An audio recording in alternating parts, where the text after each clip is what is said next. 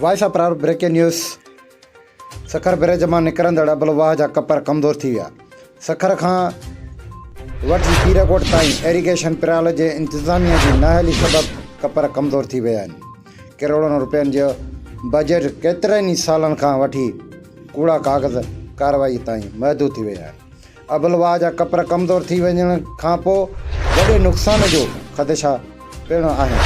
समाजी दौर पर आला अख़्तियारनि खां नोटिस वठण जो मुतालबो ऐं एरीगेशन पिरालो एसडीओ ख़िलाफ़ सख़्तु कार्रवाई करे अबलवाह जा कपर मज़बूत कराए वञनि ऐं बेचैनियूं ख़तमु कई वञनि। वॉइस ऑफ पिरालो ब्रेकिंग न्यूज़।